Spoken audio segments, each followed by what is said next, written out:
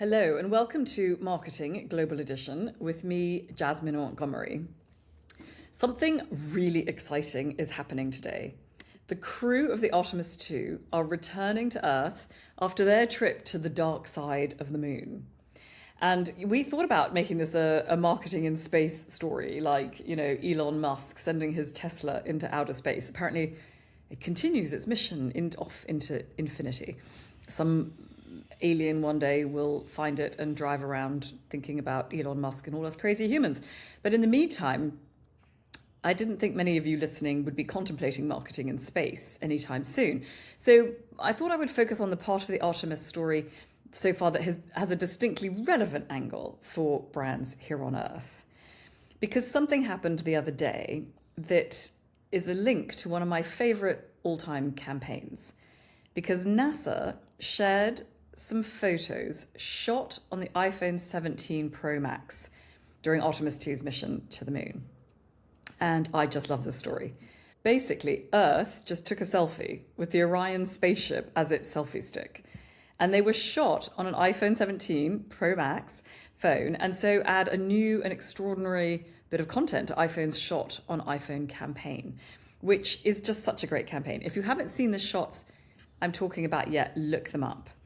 The Earth is shown in the spacecraft window with a faint outline of an astronaut, actually two astronauts, looking at it. So early in the mission, Commander Reese Wiseman shot two of the photos looking out of the window with Earth behind him. And then mission specialist Christina Koch, with her wonderful floating curls in zero gravity, which I absolutely love. She's been such a great spokeswoman for this mission.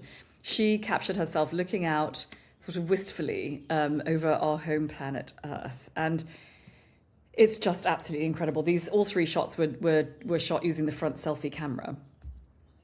And I was pretty surprised to learn, actually, that astronauts were allowed to bring iPhones on their mission. But apparently smartphones were cleared for use for the first time in February. Other devices made by Apple have gone up. iPads,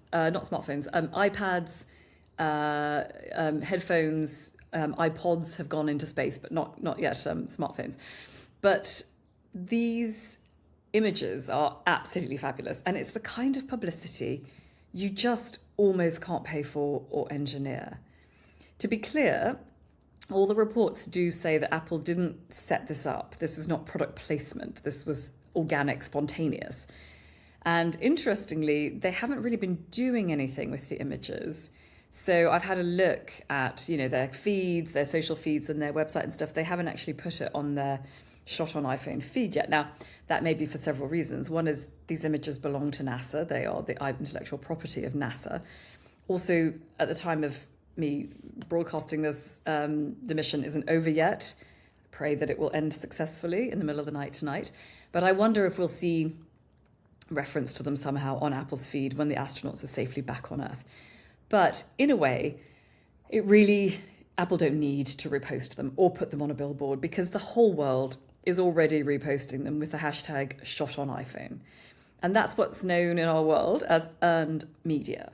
In other words, it's about getting other people to talk about you rather than you paying to send a crafted ad out into the world. Which brings us to our topic for today. So I'm talking today about campaigns that are based on user-generated content, or UGC for short, campaigns like Shot on iPhone.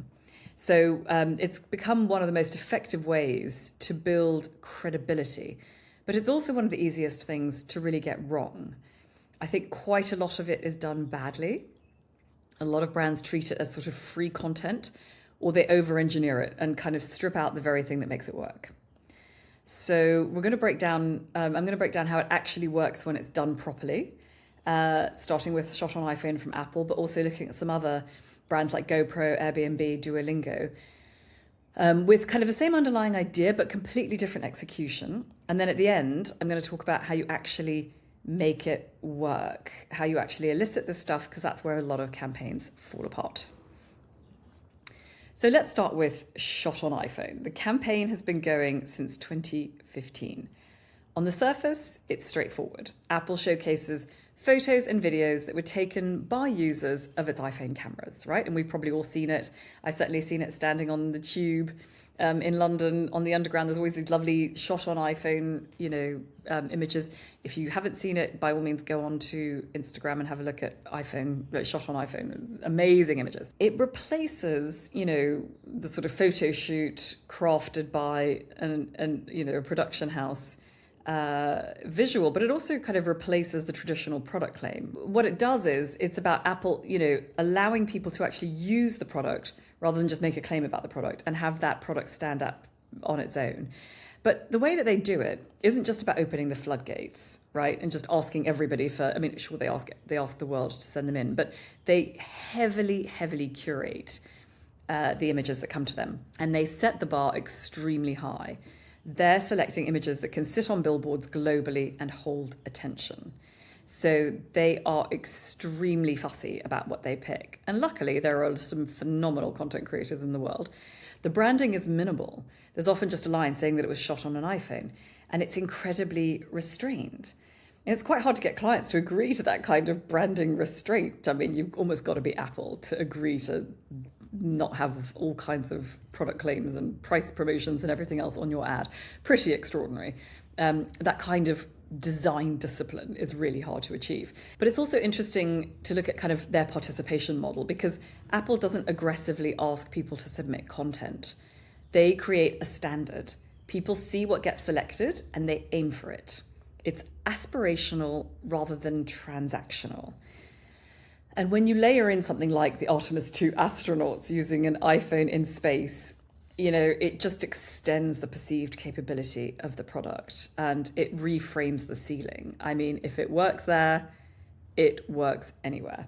But it still comes back to the same device that people have in their pockets, which is why it's so exciting. So it's about, expanding belief, in the brand, which is so cool. One might argue that it's easy for kind of content creator brands to do this. If you're a device brand that creates content. I'm going to talk about a couple examples of brands that don't do that, but there is one other example of a kind of essentially a camera brand, and that's GoPro, that does phenomenal UGC. But it's quite unusual because they are so much around high intensity environments, extreme sports activities, surfing, skiing, skydiving.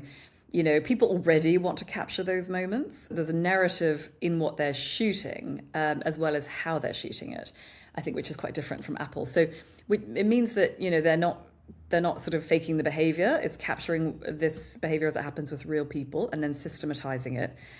GoPro have an always-on pipeline. So submissions are always coming in constantly. Internal teams are reviewing, and then content is going out daily.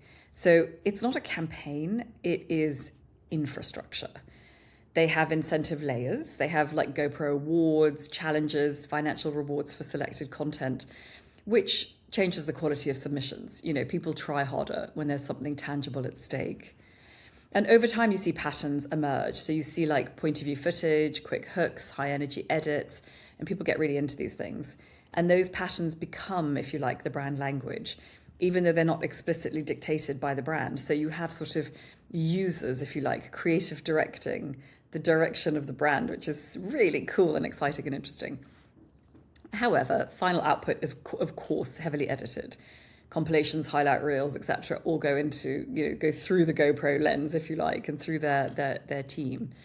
So it brings us back to curation. The brands that get this right, yes, sure, the raw material is user generated, but the finished product is not raw. But, there is a risk that this model doesn't translate easily to other categories, right? So if your product doesn't produce visually interesting moments, this approach is harder to replicate, but by no means impossible. So there are a couple of other really interesting examples of this. I think Airbnb is a really useful contrast because the role of UGC for Airbnb is different. Here, it's not about spectacle, it's about decision making. So Airbnb is very, very different to GoPro and Apple. Airbnb is about trust, identity, and lived experience, which seems to be a phrase that everybody needs to use now. But that fundamentally shapes kind of how their UGC works. So the core strategic problem that Airbnb solved, their challenge wasn't awareness, it was trust, right? why should I stay in a stranger's home? And UGC became the answer to that question. So instead of saying trust us, Airbnb showed us. They didn't say it, which is great with trust. You should just, if you find yourself saying trust in a campaign, rewrite. They showed us. They showed us real homes, real hosts, real guests having real experiences. And that shift from brand promise to kind of peer validation is the foundation of everything they do now. So user-generated content is, it's just so endemic to the brand. And it's embedded in the product, right? So like reviews, ratings, photos, that's what users use to decide what to book.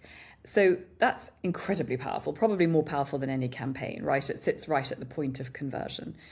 But on social, they amplify guest content, real stays, real experiences.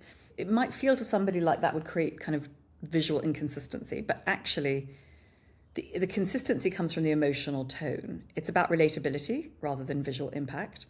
So campaigns like Live There, they had a campaign Live There, and another one Made Possible by Hosts.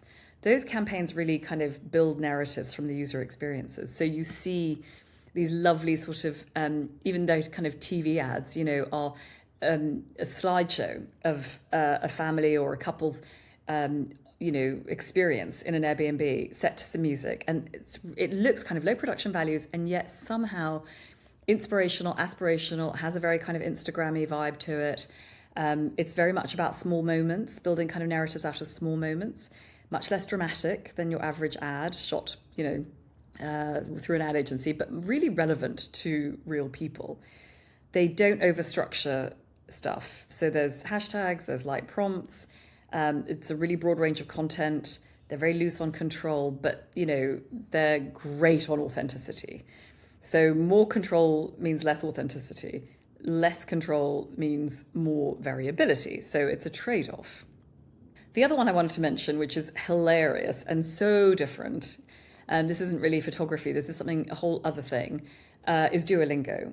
And Duolingo is probably the most different of all the examples talking about today.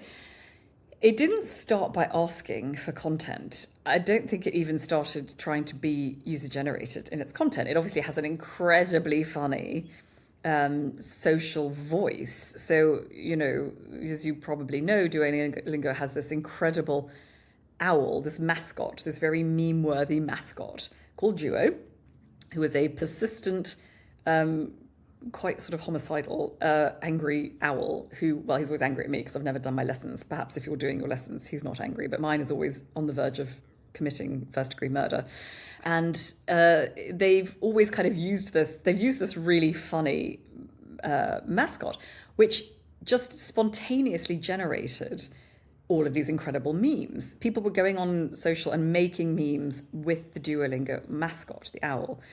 And rather than trying to control or suppress any of that, Duolingo just leaned into the jokes and amplified them, which is just so clever of them. So Duolingo will find you, for example, is a phrase that stems from social media trends, highlighting Duo the owl's relentless commitment to preventing broken streaks and, kind of featuring his dark, humorous kind of voice. And people online started making their own memes. And Duolingo, instead of formalizing that into some sort of neat campaign, they just leaned into it. So they now produce content in the same style as the users, really short, really informal, totally platform native. They've really blurred the line between UGC and brand content. If you look at it, sometimes it's really hard to tell what their in-house team have done and what users have done. And then, of course, the mascot plays a big role. It gives them this character to build around. And, at the end of the day, Duolingo, I just think it's such a clever brand because it is a character, not a company. The owl is a meme, a personality, a narrative device. And this allows, storylines, running jokes, and audience participation. Even extreme campaigns like kind of killing the mascot, which they did at one point, they brought him back to life, but, drives massive engagement and conversation because people are really invested in this little owl. So the content is kind of designed to be remixed into kind of duets, stitches, responses, By the way, if you don't know what I'm talking about, those are all content formats on TikTok that allow users to remix content with brands, duets, side by side, panels in a video where you can be showing some content and commenting on it at the same time. And that's really where the scale comes from. So not just views, but participation. So they do run structured initiatives, challenges, creator collaborations, and so on. And they iterate really quickly. So formats that work get repeated. I guess the only risk is that you can end up drifting away from the product. So you can end up with really high engagement with your mascot, but weak linkage to what you're actually selling if you're not careful. So these are some really different models for user-generated content, but the underlying mechanics are essentially similar. So the real principles around UGC and what works, are you start with behavior. What are people already doing? Then you define participation. What exactly do you want them to create? Then incentives. Why would they do that? Then curation. What gets selected and amplified? And finally, distribution. How does it reach scale? And most campaigns fail to do some of those steps, usually the first one. So they often invent behavior instead of working with what exists. So what makes UGC work really well? It needs to be designed. It doesn't just happen naturally. So it does need a kind of big idea behind it. It's usually more structured than people realize. Even when it looks loose, there's usually a format underneath. People don't create content just because a brand asks them to. There has to be something in it for them. And recognition's a really big one, visibility. Sometimes it's money, but sometimes it's just being associated with the brand. If you have a tremendous brand, people are very proud to be associated with it. But also curation. Raw content on its own is rarely enough. Somebody with taste, with visual acumen, with a really strong sense of the brand voice has to decide what gets amplified. And that's where quite a lot of brands often get uncomfortable, get it wrong. They either curate too little and quality drops, or it's too much and it starts to feel contrived. And then there's scale. One piece of content doesn't shift perception. Volume does. So a single video is just a video, but 100 videos on the same subject is a movement. But when it works, when UGC works, so, it's often framed as a cheaper way to make content. It's really not that, because you still need a team of people working out what works and what doesn't work. But when it works, it really changes how people perceive a brand because it comes from other people. It carries more weight than coming from the marketing team. It has enormous authenticity, but it means accepting that you're not in complete control. And that's why a lot of brands really struggle with it. Well, I hope you haven't been struggling to listen to this. Thanks for making it so far. That is it for today. Thank you for listening, and good luck to the crew of the Artemis II mission. So looking forward to hearing about your safe return to Earth, and hopefully someone will be there with an iPhone to capture the moment. Thank you so much. See you next week. Bye-bye. Marketing Global Edition is sponsored by Adsy, the ad generator for small businesses that serves you effective and affordable ads in seconds. And by 7 Brands, the international advertising and branding agency that has worked with clients around the world from Coca-Cola to Facebook.